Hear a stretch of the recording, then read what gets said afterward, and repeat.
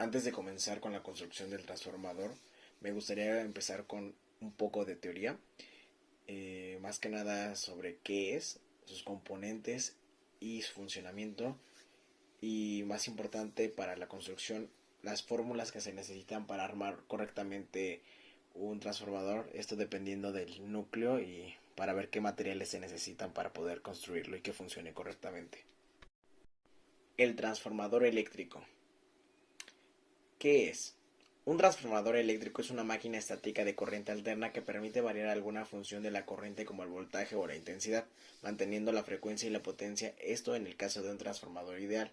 Para lograrlo, transforma la electricidad que llega al devanado de entrada en magnetismo para volver a transformarla en electricidad en las condiciones deseadas en el devanado secundario. En cuanto a los componentes del transformador eléctrico, destacan dos que son el núcleo y los devanados.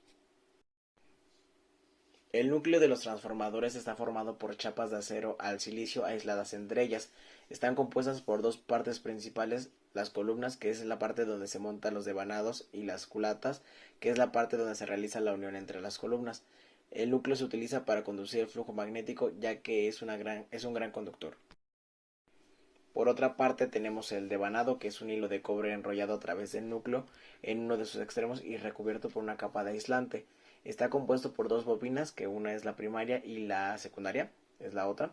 La relación de vueltas del hilo de cobre entre el devanado primario y secundario indicará la relación de transformación. El nombre de primario y secundario es algo simbólico. Por definición, allá donde apliquemos la tensión de entrada, ese será el primero, y donde obtengamos la tensión de salida, ese será el segundo. El funcionamiento de un transformador eléctrico se basa en la inducción electromagnética al aplicar una fuerza electromotriz en el devanado primario, es decir, una tensión. Se origina un flujo magnético en el núcleo de hierro. Este flujo viajará desde el devanado primario hasta el secundario. Con su movimiento originará una fuerza electromagnética del devanado secundario. Según la ley de Lenz, la corriente debe ser alterna para que se produzca esta variación de flujo. El transformador no puede utilizar corriente continua. Estas son las fórmulas que se ocupan para determinar el calibre del alambre que se ocupa para el devanado primario y secundario. Los valores obtenidos a través de estas fórmulas cambian dependiendo las medidas del núcleo que se va a ocupar. A continuación, yo mostraré las medidas que tiene el núcleo que yo voy a estar ocupando para armar mi transformador de 120 volts a 12 volts de salida. Estas son las medidas del carrete que ocuparé yo para formar el núcleo de mi transformador. Yo estoy armando un transformador que ya viene preestablecido en un kit. Sin embargo, si yo no estuviera armando este transformador con un kit, tendría que de todos modos sacar estas medidas para determinar qué calibre utilizar en mi devanado primario y en mi devanado secundario. Estos cálculos son extras para mí, pero aquí estoy explicando qué se debería hacer en el caso de que yo quisiera empezar a armar un transformador completamente desde cero. Estas son las medidas y esta es la comparación con las piezas en forma de E y en forma de I. Esta pieza se complementa con el núcleo ya que va adentro. Más adelante explicaré más a detalle cómo se coloca esta pieza sobre el carrete, pero esas son las medidas que yo saqué para poder calcular qué calibre voy a utilizar. Una vez que tenemos las medidas de lo que será nuestro núcleo, en este caso A y B, la sustituimos en nuestra primera fórmula, que es Sn igual a A por B. Ya sustituyendo los valores nos queda 1.9 por 2.8 igual a 5.32. Este valor se va a sustituir en la fórmula número 2, que es el que simboliza o significa el número de espiras por cada volt. Esto es igual a 40 sobre Sn y nos queda 40 sobre 5.32. El 40 es una constante, así que no la tocamos. Y como dije, nuestro resultado es 7.51 espiras por cada volt.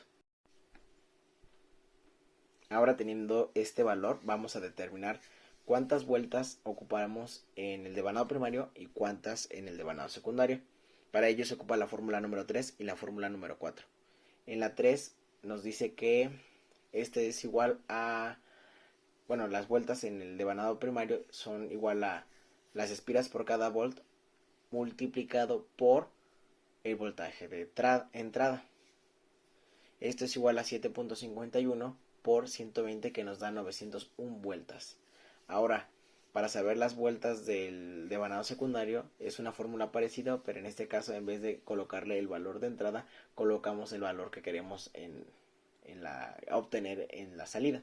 Entonces nos queda 7.51 por 12, esto es igual a 90.1 vueltas. En la fórmula 5 vamos a obtener la potencia para poder determinar qué corriente va a pasar sobre el devanado primario y secundario. La fórmula nos dice que es Sn al cuadrado sobre 1.1. El 1.1 es una constante, igual no la tocamos. Simplemente sustituimos el valor de 5.32 y nos queda 5.32 al cuadrado sobre 1.1, nos da un valor de 25.72. Este valor se va a sustituir en las fórmulas 6 y 7 para determinar la corriente. En la fórmula 6 tenemos que la corriente del primario, que es igual a W sobre el voltaje primario, y nos queda 25.7 sobre 120 igual a 0.21 amperes. En la fórmula 7, que es parecida, pero en este caso es la corriente del secundario, nos queda W sobre BS, que sería 25.7 sobre 12, que nos da 2.14 amperes. Ya con la fórmula 6 y 7 se puede determinar qué calibre se necesita de acuerdo a las características de nuestro transformador. Con una tabla que más adelante mostraré, pero bueno, en la siguiente imagen, pero vamos a ver estas dos fórmulas que también sirven para determinar qué calibre se necesita, y con estas fórmulas comprobaremos que están bien nuestros cálculos anteriores, ya que coinciden en la tabla con el amperímetro que estamos ocupando. En la fórmula 8 tenemos el diámetro del devanado primario. Esta fórmula es la corriente del primario sobre 2.9. El 2.9 es una constante y nos queda 0.21 sobre 2.9 igual a 0.0724. Para obtener el diámetro se tiene que sacar la raíz cuadrada de este valor y nos queda 0.2690 milímetros. Para la fórmula 9 nos queda la corriente del secundario sobre 2.9 y esto nos da 2.14 sobre 2.9 y el resultado es 0.755, y igual se le saca la raíz para tener los milímetros del calibre y nos da 0.868 milímetros. Con estos valores y junto a los resultados de la fórmula 6 y 7 verificamos en nuestra tabla qué valores se ocupan o son los ideales para nuestro transformador. En esta tabla contamos con la clasificación de calibres relacionada con su medida en milímetros y los amperios que soporta. Con los valores obtenidos en la corriente del primario y secundario, o bueno, en este caso fueron la fórmula 6 y 7, o con la fórmula 8 y 9 para sacar los milímetros del calibre, los podemos buscar en esta tabla y determinar qué calibre es el ideal para realizar nuestro transformador.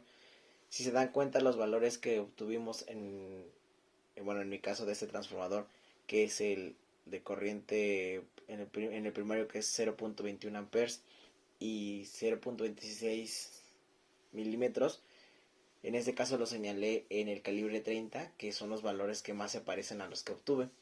Y en el secundario, que obtuve 2.14 amperios y 0.86 milímetros, los valores que están en la tabla, esos son los que más se parecen y los señalé de color azul.